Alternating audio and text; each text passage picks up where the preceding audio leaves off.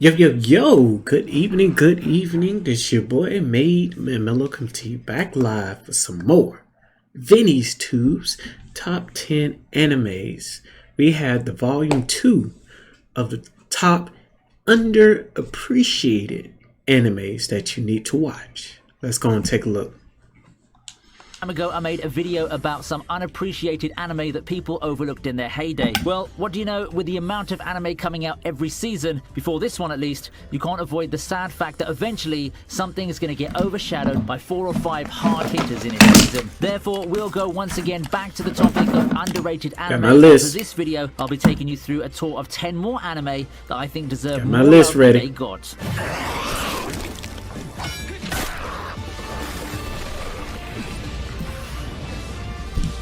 Coming from the well-renowned PA Works, known for their slice-of-life dramas, is a vampire series? Really? Something's wrong there, isn't it? This doesn't look like a coming-of-age story or a drama set in rural Japan. PA Works does manage to pull out a surprise or two now and again, and I personally think that Sirius the Jaeger is one of them. It tells the story of 1930s Japan, where vampires have appeared. Facing against them are the Jaegers, a group of vampire hunters that includes our protagonist, Yuli. However, the fight between the Jaegers and the vampires is not what it seems. Beneath the surface, the two factions are actually fighting over the Ark of Sirius, a powerful artifact that could change the fate of the world. I wouldn't say that Sirius the Jaeger is something really high up the PA Works totem pole given the studio's resume and how admittedly saturated the vampire genre has become over the years. But nonetheless, I still think that this show deserves a little bit more love. It has good action, a nice premise, and some really top-class visuals that capture the setting so well. I didn't expect PA Works to come up with an action thriller in the first place, and I'm pleasantly surprised at how it turned out given my expectations.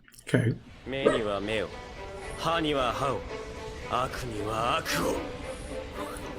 Now, I like to call the 2000s all the way to the early 2010s. Code, I might as well put Code series. As far as mainstream anime goes, super-powered teens galore, and they come in all sorts of flavors back in that time. It's kind of like isekai in the modern era, and it's kind of hard to stand out actually, and such is the unfortunate fate of Codebreaker. For me, one of the last notable ones riding on the ever-fading momentum of the big three as Battle Shonen began the transition into the new stars is Codebreaker. I mean, it's not that popular, and that's why it ended up on this list in the first place. I mean, it's not that bad a show. I think that Codebreaker does have the unique gimmick of being a battle shonen that explores the idea of good and evil instead of focusing on friendship or growing up. Just what is good and what is evil? What is justice? Those are questions that the series set out to answer with its two main characters who have an interesting dynamic of their own. It may be a far cry from being anime of the year in 2012, but I think that Codebreaker is overall actually a decent watch if you're up for some darker battle shonen and have a bit of time to spare. It certainly deserved a bit more popularity than it did get back then.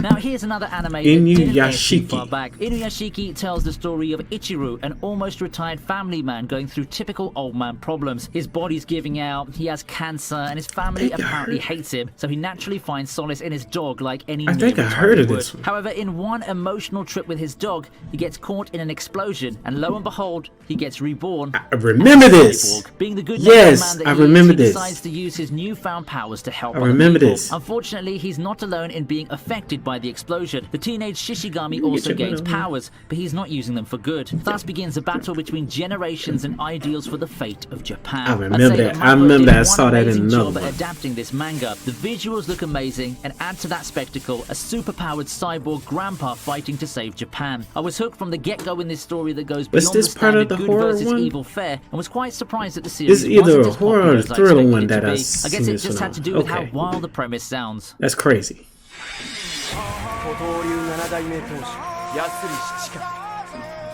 We've got Katana Gathering at number 7. Seeing the Gathering at the end of the title and the name of the author, I won't blame you if you mistake Katana Gathering as another entry in the storied Monogatari franchise. I thought so when I was about to get into the show as well. Now, while the two series have similarities, being from the same writer and all, I think that Katana Gathering stands out as its own thing altogether. This is mostly helped by the art style, which is unlike most of the things we see in modern anime. The characters stand out flamboyantly against the signature backgrounds that the show employs. It seems that Nishio Isin also has an affinity for good dialogue in Monogatari, and it shows as early as this series. While I know a lot of you would have preferred more action in a story about, swords, I guess it all worked out in the end. Katana Gathering really stands out for how niche it does seem at times. While by no means an unpopular series, I do think that this is one of those animes that deserves just a little bit more love. It's not a long series, so it shouldn't be a time sink that would deter a lot of watchers. Plus, it's just a testament to the greatness of the author known as Nishio Isin.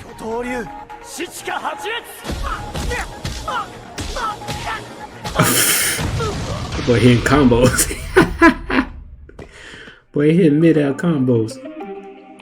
I mentioned that the 2000s to the early 2010s can be considered a heyday for shonen series, and that it's so easy to get lost in the shuffle. Another one of those that got lost in the shuffle is Bilzebob. Combining action and a lot of comedy, it tells the story of Tatsumi Oga, the king of the toughest school of delinquents in town. Naturally, he gets picked to be the caretaker of the son of the demon lord Baby Beal. Of course, things don't go easy for someone who just found the future lord of the underworld. Joining the fray is the underworld's super competent maid, and the peerless Oga might have found his match. He may be the king of the delinquents, but how will he fare in dealing with the prospect of fatherhood? Non-stop laughs await in this comedy anime. The plot does turn serious a couple of times, but make no mistake, this is purely shonen comedy. Not quite in the veins of Gintama, but you get the point, don't you? If you're up for some crazy fun, it's time to put this anime on your to-watch list.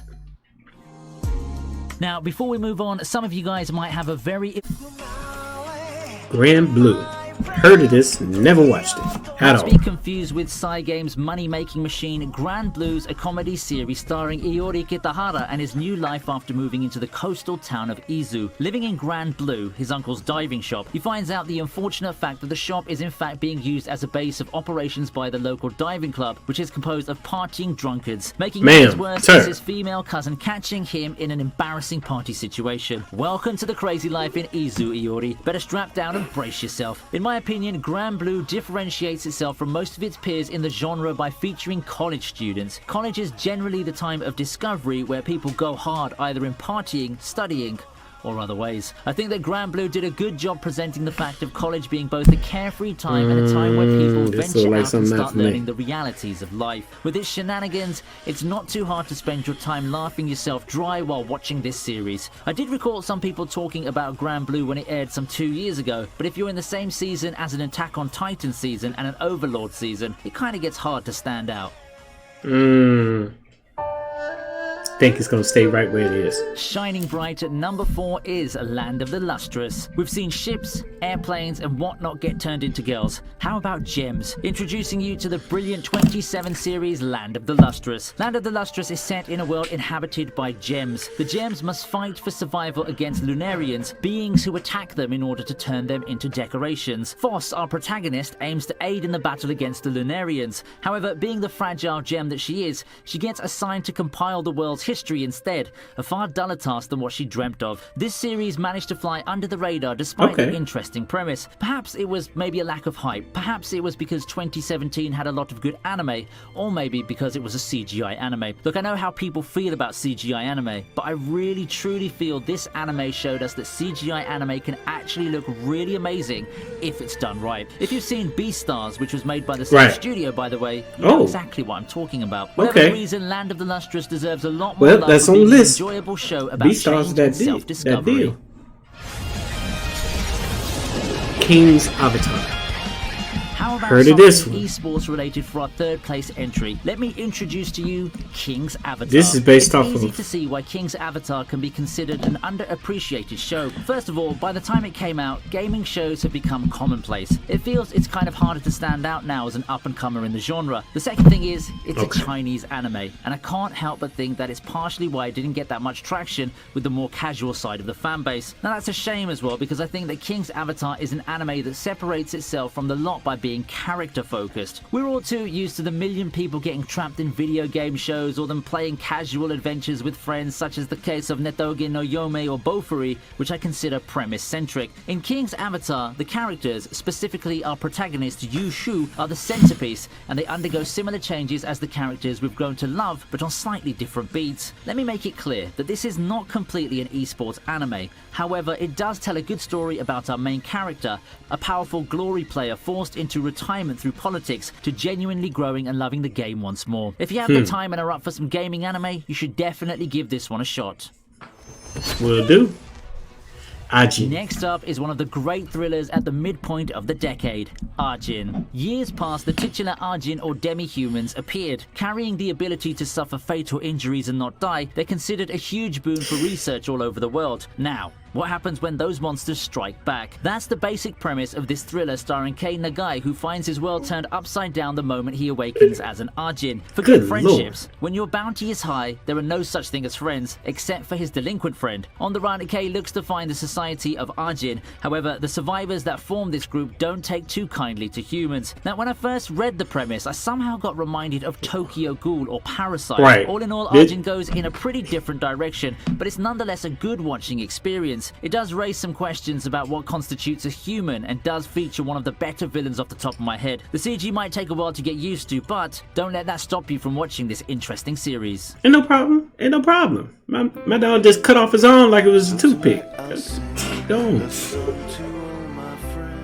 Classic literature and anime is a combination that has delivered, to use a mixed bag. Grabbing the top spot on our list is Gankutsuo. Given its legacy, I'm not surprised that the Count of Monte Cristo got the anime treatment. What I didn't expect to see was how underrated it is for something that's so good. Must be the age, since this is a 2004 series. It's either that or something along the lines of classic literature anime just not being really wasn't enough. into it. Either way, Gankutsuo is the reimagining of the Count of Monte Cristo. Now, a lot of you who've taken your literature class probably know of Edmond Dante's quest for revenge, but in Gankutsuo, his tale gets remade to include some sci-fi elements. It's a creative adaptation through and through, yet the story still sticks and carries itself really nicely with its thought-provoking narrative and great characters. That's not even getting to the unique and charming art style that the series employs. Like, I'm looking at like the holographic but I think it helps add to the classic flair that the series is going for. Gonzo came away with a winner of a mid-2000s series. Oh man, and that tough. Just about wraps it up for this list. 10 more underappreciated. Got some gems in there. With so many more anime on my mind, who knows? Maybe we can get some gems in there. List. If this video gets 15,000 likes, then I'll definitely consider making one. Don't forget to check out our now you know you get 15,000 likes. ExpressVPN. Come on now. Bypass all those pesky region locks and even browse sites not available in your region with the ever-trusty ExpressVPN now. I'll see you next time on ViniTube. Yes, sir. I appreciate it. Thank you as well for tuning in. This your boy MadeMenMelo. You guys have a wonderful and safe holiday weekend. Peace!